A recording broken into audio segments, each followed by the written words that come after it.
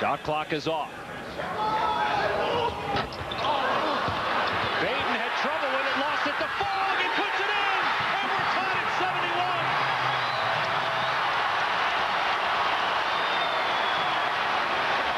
But a foul called. Fogg not recognizing that the game was tied. I think he thought they were still trailing. So he fouls. And remember, Fogg is just a freshman. Well, we talked about depth and experience, and right now the inexperience both just bit Arizona. Watch Baden, nice block out.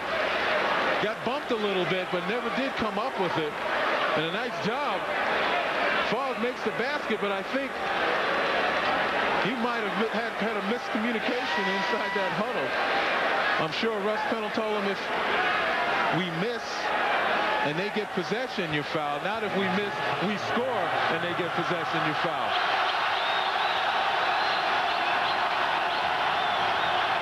One and one for Aaron Johnson. And the horn just went off. And they're calling the officials over,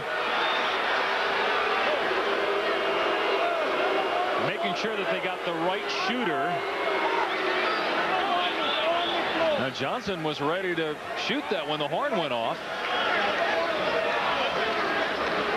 Now Johnson was the man who was fouled. And Russ Pennell gave a big hug to Kyle Fogg as he came over to the sideline after committing the foul after he scored to tie the game. And you can see once again, this is kind of premeditated. That's a reason why a lot of people think that Russ Pennell is the perfect guy to be the head coach in a situation where all that Arizona's gone through or how he relates to the players. 1 and 1 for Johnson. Not even close. Arizona can hold for the final shot and for the win. They do have a timeout. And they call it.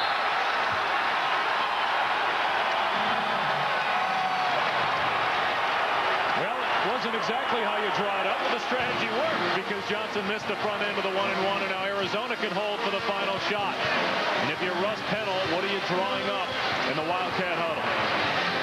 Well, you got 3 guys that are capable of doing, actually 4 if you count Jamelle Horne, a guy who has hit some big shots throughout this game. But you got to get the ball, I think, in either Nick Wise's hands or Chase Buddinger's hands. Kind of space the floor nicely, give Hill some area and room to work. And maybe off the bounce by Nick Wise particularly, try to create something for Hill or maybe a kick out. The last lead was in the first half. In fact, Arizona trailed by 10 at halftime and was down by 5-6 points for most of the half. But they've scored the last 5 to tie it at 71. They were down by 14 earlier in the half. Well, if you put the ball in the guard's hands and Nick Wise's hands, the trend throughout college basketball has been the high screen. Teams have had a lot of trouble defending the high screen, and really it gets the ball handler a running start to turn the corner, get into the paint, and be able to dish and find open shooters or score. As we thought, Nick Wise, ball in his hand. Looks for Hill to come up, maybe set a high screen. Nope, doesn't need it. Wise shooting. Can't hit it. Rebounded by Delaney. 1 second left. And he's fouled. He got fouled. An intentional foul. An intentional foul called on Horne. And UAB's going to have 2 free throws. And then the ball with 0.8 of a second left.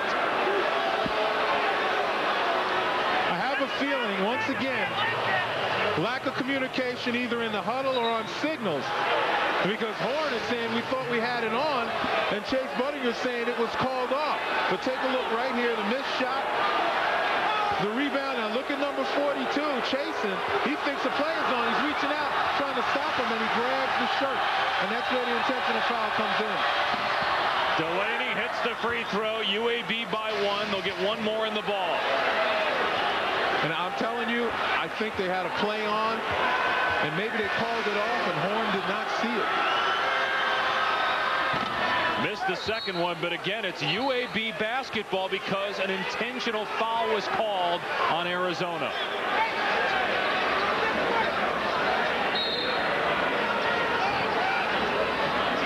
And they're telling Kennard to throw it into the front court. Do not risk throwing it into the back court with 0.8 of a second left. A smart move again. They're going to look at the clock to make sure that they've got the correct time up there. But, man, to see that happen twice with the game tied where an Arizona player fouls, it's just inexcusable no matter how young you are. Right. Not only how young you are, but, as I said, it's a miscommunication. New coach, new staff. And I saw Chase Budinger as Horne looked incredulous after he fouled and everyone threw their hands up in consternation. Here's the foul right here. He really believes that there's a play on. And Chase Budinger walked up to him and kind of put his hands with the give the sign. It was called off. So there was a sign there. Somebody missed the sign. But you got to verbally say this is what's going to happen, as opposed to flash signs as to what play is on. But again, new head coach, new staff,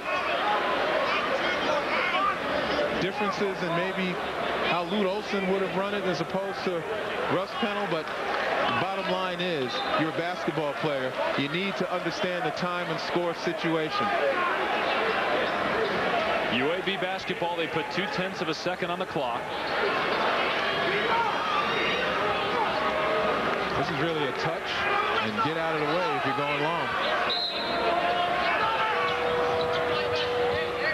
And Kennard.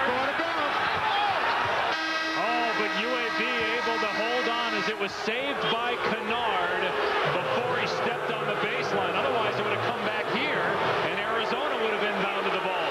And Mike Davis is teaching his guy, you throw the ball out of bounds, no time elapses, and the ball comes back, as you just mentioned. What a wild finish here in Tucson. And UAB wins it 72-71. But again,